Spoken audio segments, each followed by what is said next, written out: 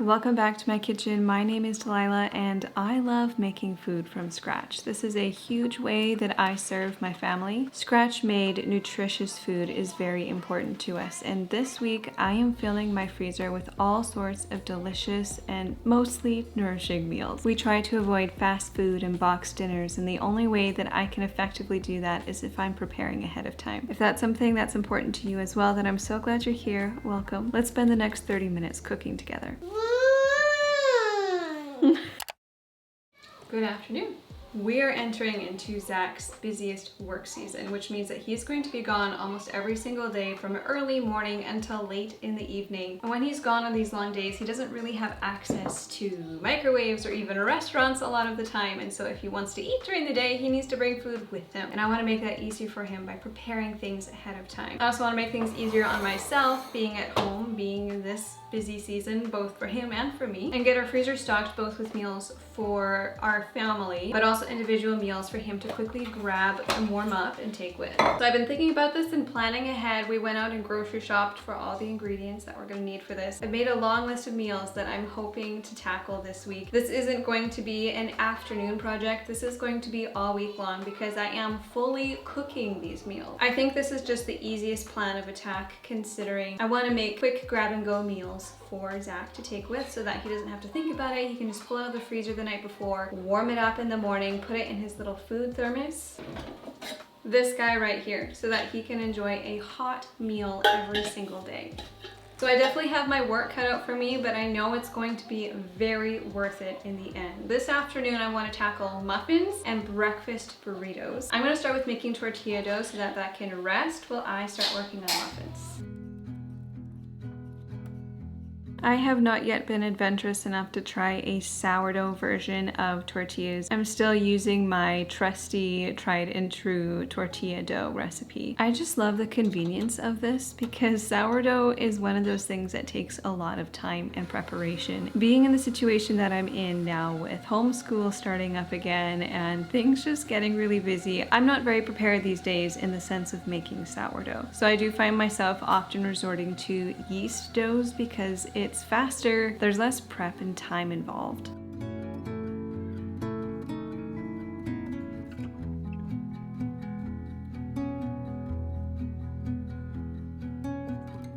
While my tortilla dough is resting, I'm getting everything out for the muffins. I'm making double chocolate muffins today. These ones have sourdough discard in them. I love sourdough discard recipes because I'm getting some of the benefits of the sourdough with the convenience of a fast turnaround time. This recipe I have been baking for years. It is a family favorite. I will leave the recipe I use linked down below, but basically it involves lots of your basic ingredients: flour, sugar, cocoa powder, baking powder, salt, and then egg, sourdough discard, milk, oil. This one also has yogurt. I usually use my own homemade yogurt in this. I often find that muffin recipes that involve yogurt are too thick, and maybe it's just because my yogurt is really thick. So I often add extra milk as well, just so that the consistency is correct. You know what's funny is I have made these so many times. I have baked muffins more times than I can count. It's to the point now where I'm almost too comfortable with what I'm doing and I start to make silly mistakes, such as I did here. I almost forgot to add sugar to these muffins. Good thing I tasted it because otherwise these would have been very bitter muffins. Sometimes being overconfident results in even more mistakes. So while I am very comfortable in the kitchen and I have done much cooking throughout my life, I am just as prone to mistakes as anybody else. Always taste your dough. In fact, while I was making these muffins, I made the biggest mess. My head wasn't totally there.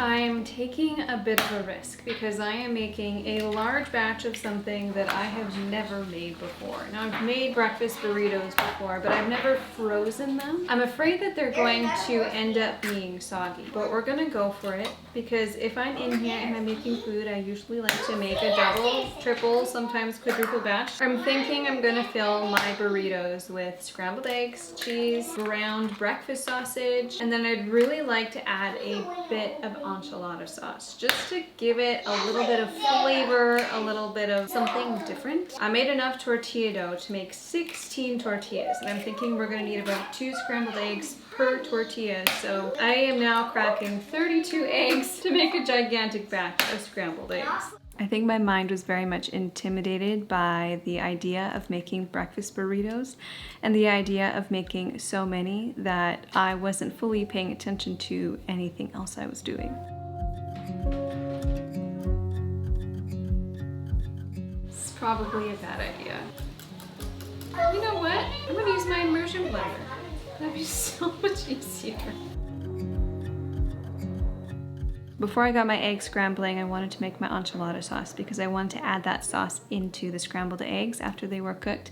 And this is a recipe that I am in the process of creating, so I don't have measurements, I don't have a link. I was playing around with measurements and flavors here, but it's a very easy process of creating a roux, adding spices, and then slowly adding chicken broth to create a beautiful thick sauce. It has flavors such as chili powder, lots of cumin, some brown sugar, oregano, garlic powder, tomato paste, and chicken broth. I made this a number of videos ago. This is ground breakfast sausage, just ground pork that I added seasonings to. I froze it and I've been pulling from it when I'm making like scrambled eggs and stuff like that. Now we're gonna use the rest of this in our breakfast burrito. So I'm just gonna warm this up. I've got my enchilada sauce made. I wanted it to be slightly on the sweeter side, so I did add some brown sugar. Once this is done, I'm gonna get some onions cooking, I'm gonna scramble my eggs, and then we're gonna start with the tortillas. This was the last of the ground sausage that I had left, and I wish I had a little bit more because I did run out of sausage by the end. There were a few burritos that didn't have any sausage. So note to self, if you are making as big of a batch as I am, you're going to need some more sausage. However, 32 eggs was the perfect amount, and it looks like so much here. And this actually took probably 15 to 20 minutes to actually scramble, which is crazy, but it worked in the end. I just trusted the process and we went with it. Now I wanted to add the sauce to the eggs because I wanted the flavor to sort of be incorporated throughout the burrito and not just a saucy layer. I felt this would also help to prevent the burritos from getting soggy, and it totally worked.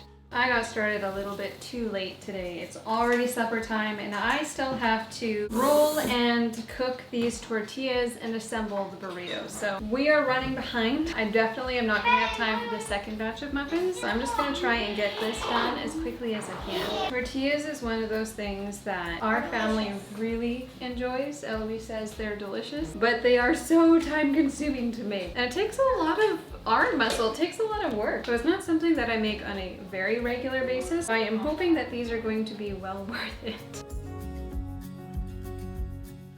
Often when I make tortillas, I make smaller ones and then I use my tortilla press to press them down. But this time I wanted to make burritos, so I needed them to be larger, and I don't have a large tortilla press. So I rolled them up by hand, and I do find this takes extra time and it's more work.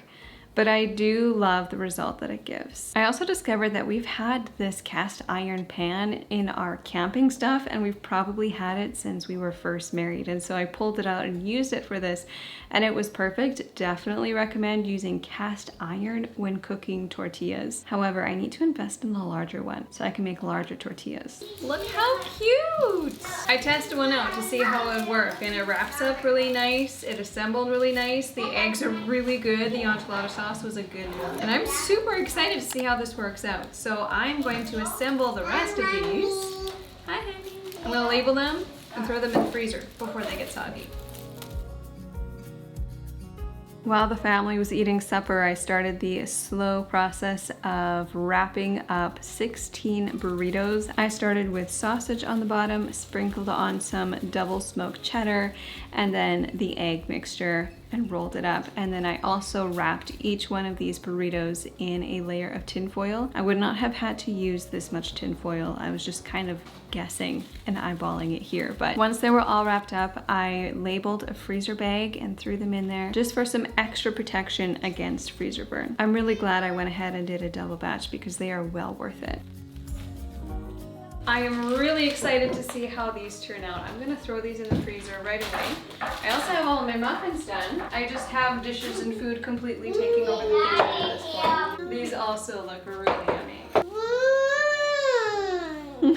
So I'm gonna get these in a container as well, and I will come back to the rest of this tomorrow.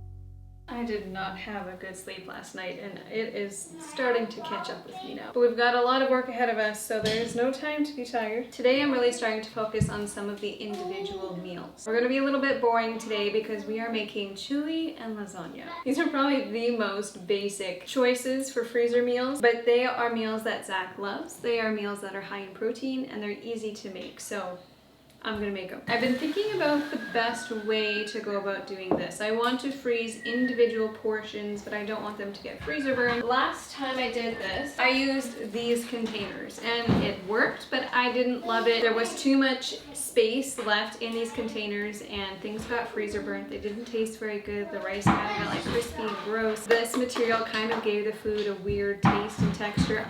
Wasn't good. We didn't love it. So I didn't want to do that again. So I went over to Amazon and I got some of these. These are silicone freezing cubes, and each of these are 2 cups. I think 2 cups would be a good portion size so that I can easily freeze for individual portion sizes at a time, and then when they're frozen I can transfer them into a plastic bag. And I think this will just be the best plan of attack, because when he is preparing his food or I'm preparing his food the night before, we can just grab it out of the freezer, put it into a glass container, and then in the morning to warm it up he can pop it into the microwave or into the toaster oven. I am making double batches of everything, and one batch is going to be individually frozen like this. The other batch is going to be frozen family style. Before I get too deep into this, I'm going to start by just shredding some cheese.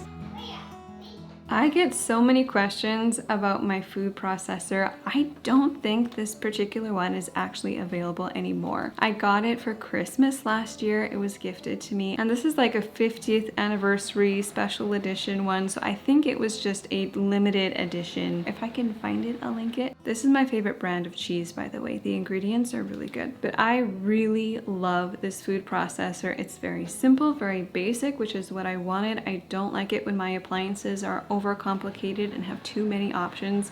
I don't like it when my appliances have a screen. I like the basic simple things. And my most favorite part about this food processor is that it shreds cheese, because I'm not a fan of hand shredding cheese. I'm just not, especially when I need to do it in this quantity. So I love this for that reason. I also love to use it for snack prep, meal prep, all kinds of stuff. My lasagna recipe is kind of based off of a different recipe that my mother-in-law makes. They're called spinach roll-ups or something like that. The recipe itself doesn't have any meat, but I add meat to it, and we really enjoy this cheesy filling in between. It's got cottage cheese, parmesan, and mozzarella, and spinach, egg, salt. It cooks really nice between the lasagna layers without being overly cheesy or watery. It's got the perfect consistency and flavor.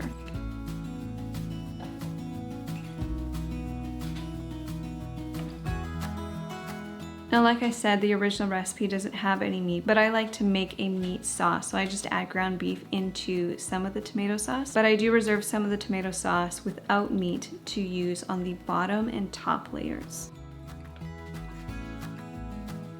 We've got all the parts assembled and ready. So I think the plan of action is going to be to assemble 2 lasagnas, one in freezer to go container and then one in a regular dish. I've lined it with tin foil because my thought is I'm going to bake this one and then I'm going to cool it down and refrigerate it so that when it's cool it kind of holds its shape a little bit more. Then I can pull it out, slice it into individual portions, and then just freeze the individual portions and then bake it up that way. I'm hoping that works out. This one is going to be the family style lasagna, and I'm not going to bake this one. I'm just going to assemble it and freeze it.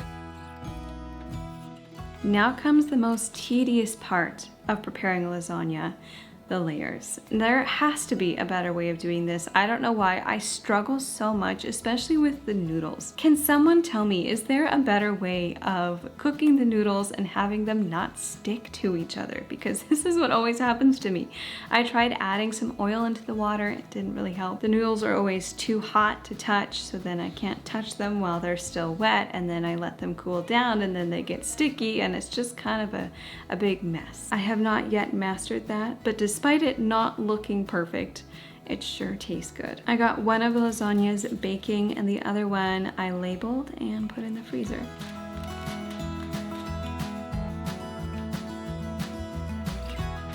Next up is chili, and this is one of my favorites because it's so versatile. Zach has requested cornbread, so I'm going to make cornbread with this, but we love having it over pasta. We love having it on hot dogs, chili and buns, or sloppy joes, and it is one of the fastest, easiest things to make. It's just a matter of throwing everything in the pot.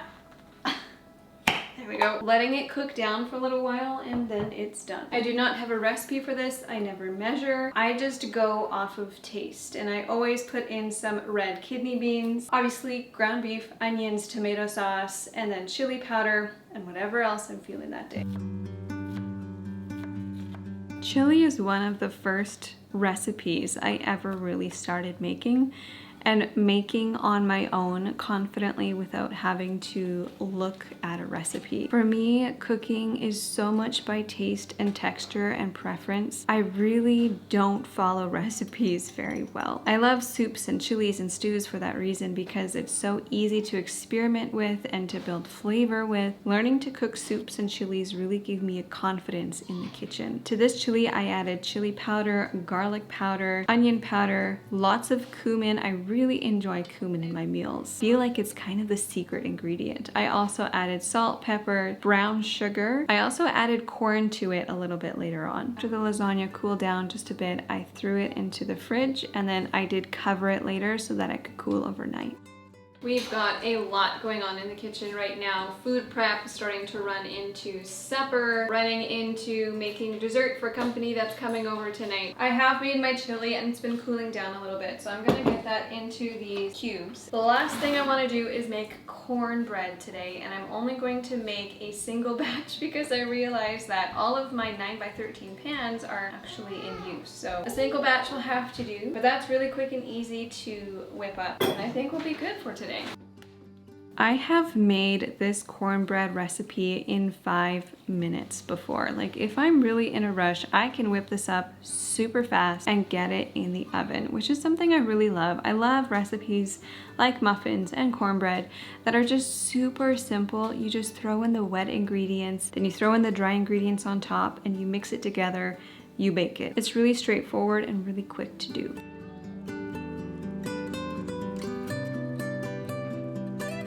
While my cornbread was baking, I got the chili into the freezer cubes. I also sprinkled a bit of cheese on top, and then all the extra chili that I had, I put into a Ziploc bag. And we can throw this on top of noodles, add it to hot dogs, sloppy joes.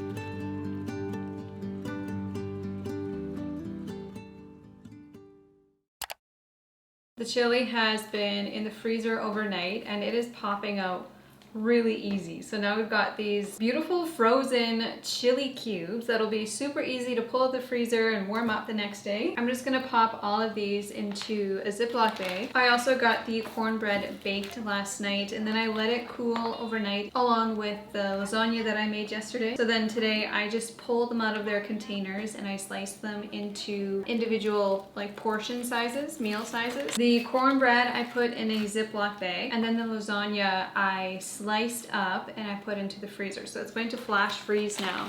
And doing this was really smart. It worked really well. I'm gonna let that freeze, and then I'll transfer it into Ziploc bags just like I'm doing with this chili. And then he's got all sorts of meals to choose from. Chili is bagged up and ready to go along with the cornbread. So I'm gonna throw that into the freezer, and I'm gonna get started on the rest of the meals. You'll notice I haven't been able to do a whole lot each of these days, and that's because I'm a homeschool mom. So mornings are reserved for homeschool, and then in the afternoon is when I get a chance to work on stuff like this, and then evenings are often busy. Not to mention in between, I'm still doing, you know, all the household chores. I'm cooking supper, cooking dinner, cooking breakfast. Lots happens in a single day, and so I only have about a 3 to 4 hour window of time each day to work on these projects. So it's been very broken up, but it's been manageable, and I'm really hoping that today we can get the job done. On the menu today is more ground beef meals. I am making a Mexican casserole. A friend of ours brought this to us when I was postpartum with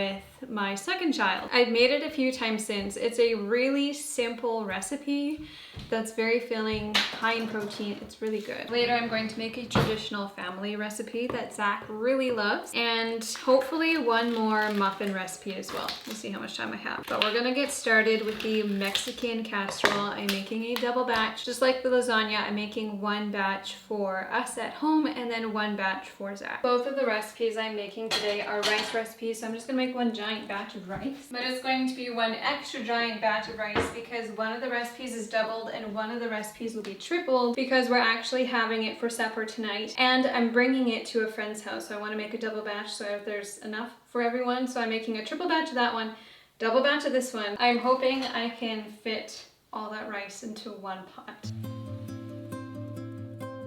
I don't think I have ever cooked this much rice at one time. Typically for our family, we will have about 2 cups of dry rice. So whatever that ends up being when it's cooked. So this ended up being 10 cups of dried rice and I think 15 cups of water. It barely fit in the pot, but it definitely worked. I find that many good recipes just start with some sauteed onions and some ground beef. We use ground beef so much in our house. It's just so versatile. It does so many things and it works really good in bulk meals like this, especially meals that you want to freeze, or I find even meals that I want to share or make for a crowd. Ground beef is my go-to. This isn't part of the recipe, but I did season the beef with a little bit of chili powder, cumin, and garlic powder as well. Meals like this I consider to be somewhat of a cheat meal because a lot of the flavoring is actually coming from canned soup. I really like brands such as Pacific Foods or Amy's for canned soups like this because the ingredients are good and clean. This is what makes this recipe so simple, and that's exactly what I need right now when I'm making so much food at one time. I did season up the beef a little bit already, and I'm gonna go ahead and add some canned soups to make it saucy. The soup does not look very appetizing going in, but it does melt and turns into a really creamy sauce for the beef. I also added just a touch of cream and just a touch of extra cumin, and that really made the flavors pop. At this point, my rice was cooked and it was almost starting to overflow from the pot, so I fluffed it up a little bit and let it cool down so that I could start filling my freezer cubes. So I layered the bottom with the ground beef, then a little bit of the rice. In the rice, I've also added butter and salt, so it is flavored. And then I sprinkled some cheese on top and got that into the freezer. Meanwhile, for the family casserole, it's really just the same thing, but in a larger scale. I poured the rest of the beef mixture into the bottom, layered a whole bunch of rice on top, and then sprinkled some cheese on top. I like to make sure that the sauce with the ground beef is extra flavorful and saucy so that it really flavors up the rice and the whole dish.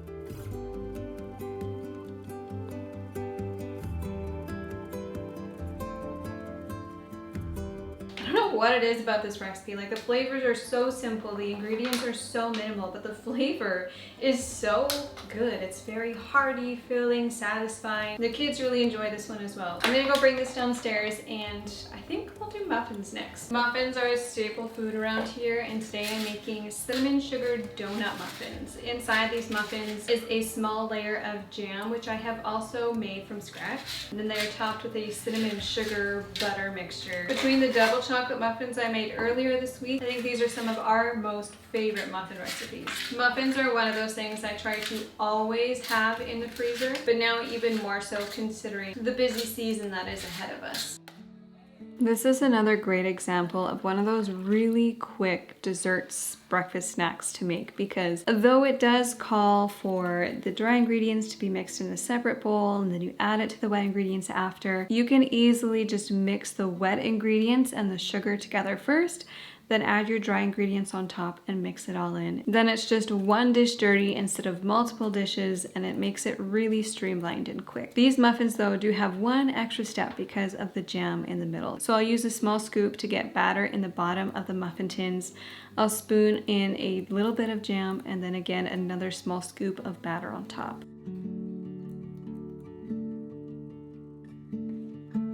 When the muffins are hot out of the oven, I dip the tops in some melted butter and then into a cinnamon sugar mixture. And this is what makes these cinnamon sugar donut muffins. I actually love doing this with things like pumpkin bread and apple bread and different loaves, different muffins.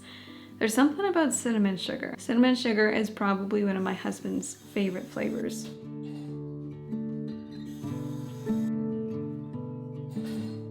Of course, behind the scenes, what you haven't been seeing this entire time is all the dishes that I've been going through.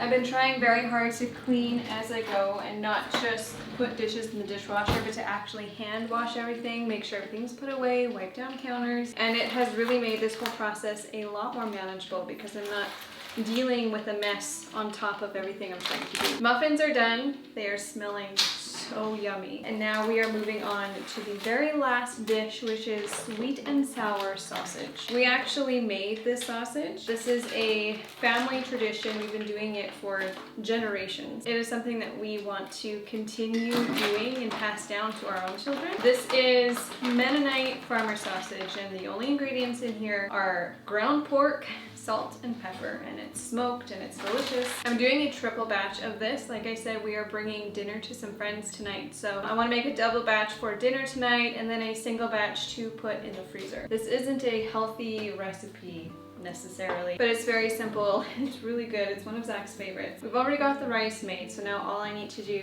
is cook up the sausage. I'm just going to cut it into little slices and then make the sauce. We usually have broccoli, like steamed broccoli, roasted broccoli on the side of this, but frozen broccoli just doesn't hit the same as fresh. So I'm not making any side for this. I do plan on having fruit in the house that he can take with, or veggies pre-sliced and ready to go. I also want to try making like a weekly salad, like a macaroni salad or a quinoa salad or something like that. Right now we're just focusing on the main meal.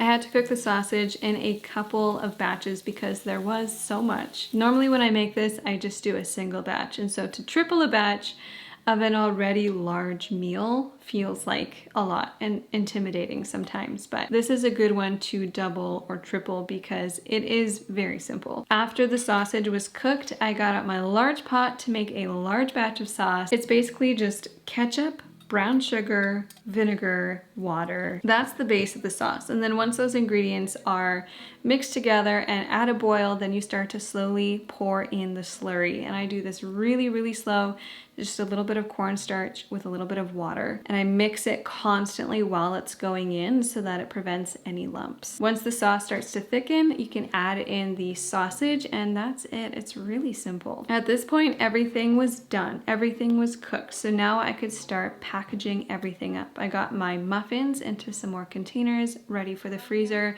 I pulled out the lasagna from earlier that day. So one 9x13 pan of lasagna made about 8 portions of lasagna. And I found that 4 of those portions fit perfectly in one large Ziploc bag.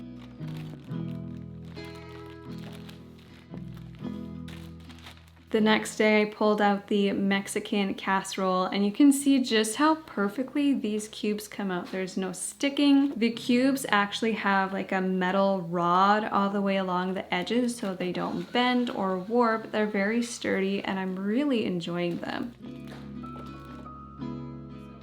Now that the Mexican casserole was frozen and out of the cubes, I could wash the cubes and fill them with the last meal. I had set aside a single batch of this meal in the fridge overnight, so now that the freezer cubes were free, I could transfer that into the cubes.